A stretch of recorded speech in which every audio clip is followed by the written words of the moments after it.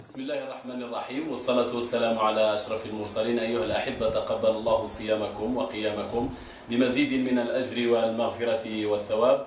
هذا الشهر كان حافلا بالنتاجات الفكرية والعلمية، علم القرآن الكريم وما أدراك ما القرآن الكريم. جمعية أطربت وأجادت في هذا الشهر، ألا وهي جمعية الواحات السياحية المطارفة.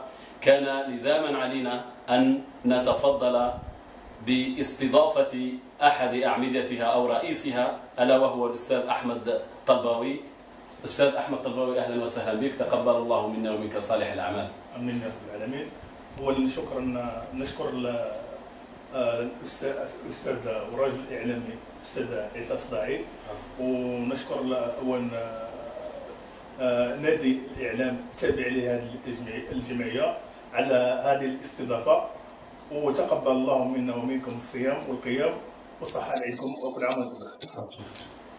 أستاذ أحمد طلباوي، في هذه العجالة يتبادر سؤال لأذهان كل سكان القصر: كيف جاءتكم فكرة إنشاء جمعية وأسميتموها جمعية الواحات السياحية؟ شكرا على هذا السؤال الوجيه.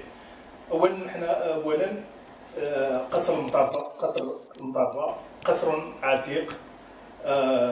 عتيق، زاخر بأطارات تاريخية وحنا كنا كما نقولوا من تلاميذ، يعني اللي فكرنا في هذه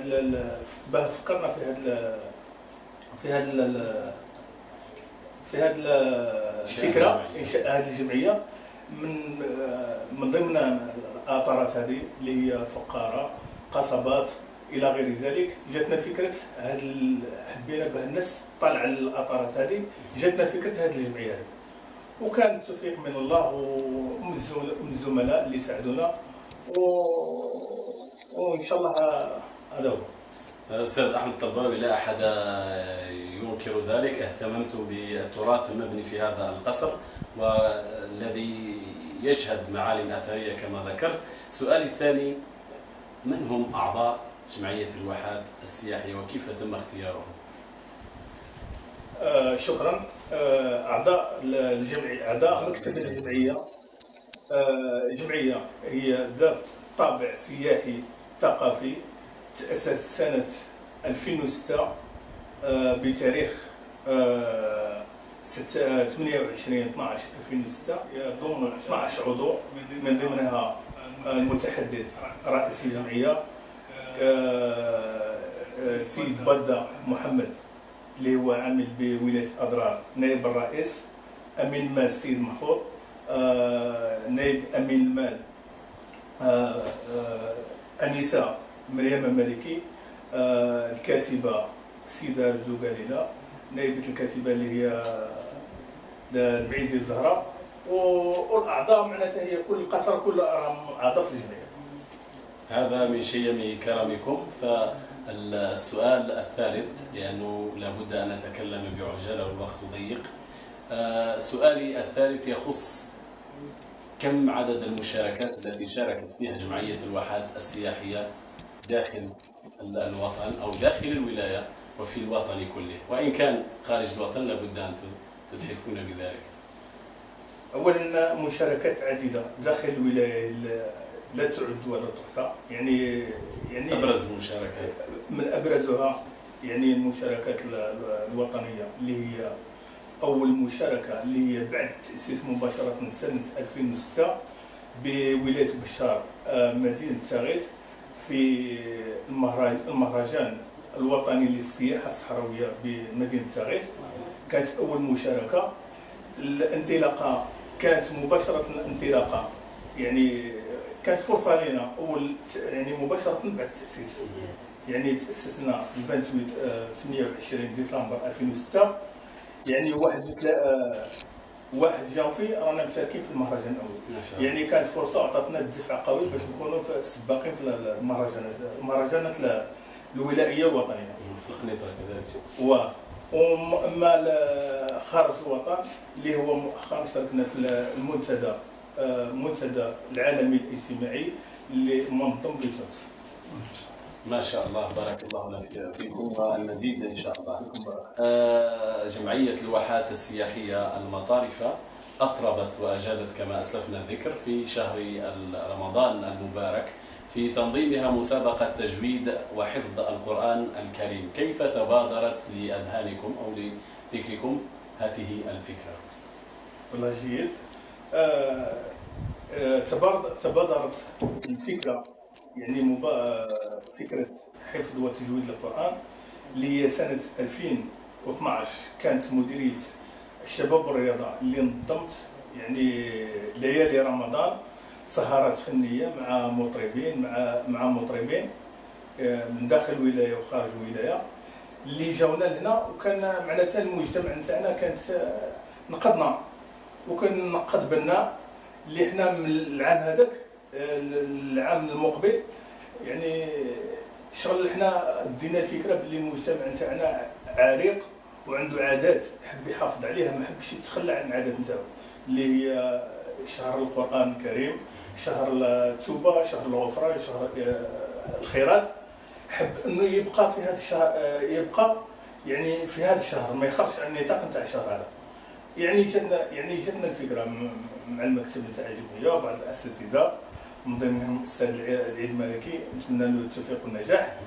يعني درنا البرنامج هذا برنامج يعني حفظ وتجويد القران باش نعطيو فرصه للابناء نتاعنا الاولاد الدخول الى المساجد، ومن ضمنها تكريم كما نقولوا التلاميذ الناجحين في الشهادات، شهاده التعليم الاساسي، شهاده التعليم البكالوريا، شهاده التعليم المتوسط. طيب القصر يشهد لكم بذلك. هل تلقيتم صعوبات في اداء مهامكم من طرف داخل القصر، اعضاء القصر يعني من سكان او حتى المجتمع المدني؟ والله ما كما نقولوا ما كانش حاجه اللي ما فيها صعوبات، بصح كما نقولوا تحدينا احنا الصعوبات، احنا يعني كما نقولوا مالفين في الجمعيه، يعني كما نقولوا كي نلقاو معناتها عقبه معناتها راح تزيدنا دفع باه نزيدوا نتحداو الاخرى، وبفضل كما نقولوا الصبر و يعني تحدينا كل الصعوبات ورانا في الطريق في المشوار نتاعنا ان شاء الله. كرئيس لجمعية الواحات السياحية المطارفة، ما هي رسالتك إلى الجمعيات الناشطة في القصر والناشطة في البلدية؟ والله يعني رسالتي للجمعيات داخل القصر وفواج الكشفية يعني هي رسالتي أن نكونوا متضامنين يعني في جمعية واحدة، يعني بمعنى آخر معناتها أي جمعية يعني دير نشاط اننا نتكتفوا نحو هذاك النشاط يعني من صالح القصر، يعني حتى واحد راه ما ينشط قال انا من اجل انا ولا من اجل الجمعيه، حنا كاع تعاونوا على البر والتقوى، معناتها حنا ننشطوا من اجل القصر المطارفه من اجل بلديه المطارفه، ونتمنى ان هذا النداء نتاعي يكون الرؤساء الجمعيات والافواج الكشفيه انهم يسمعوا وتكون عندهم اذن صاغيه. وشكرا لك أن تقول كلمة أخيرة لأهل المطارف نساء ورجالا أطفالا وشبابا. شكرا. أولا نقول لهم رمضان كريم، تقبل الله منا ومنكم الصيام والقيام وصالح الأعمال، ونقول لهم صحة عليكم وكل عام وأنتم بخير. وشكرا شكرا شكرا للفرقة التقنية وبالخصوص نادي الإعلام وعلى رأسه الأستاذ الإعلامي عيسى الصداعي. نتمنى له إن شاء الله الأمنية ربي يكمل الأمنية نتاعو اللي يكون الأمنية نتاعو يكون راجل إعلامي إن شاء الله في قناة جزائرية، ويا حبذا لو كان في قناة الشروق والجزائرية الثالثة. وشكرا وتقبل الله منا ومنكم الصيام والقيام وبارك الله فيكم. شكرا لكم الأستاذ أحمد الطلباوي، نشكرك على شيب كرمك وسعة صدرك على هذه الإجابات. بدوري أشكركم أنتم أيها الإخوة وأيها الأحبة الذين سمعتم الفرجة والحدث خلال هذا الشهر المبارك. تقبل الله منا ومنكم صالح الأعمال. أنا عيسى الصداعي، تقبلوا تحياتي وتحيات فريق خلية الإعلام، يشكركم كثيرا ويتمنى لكم أياما طيبة سعيدة. السلام عليكم.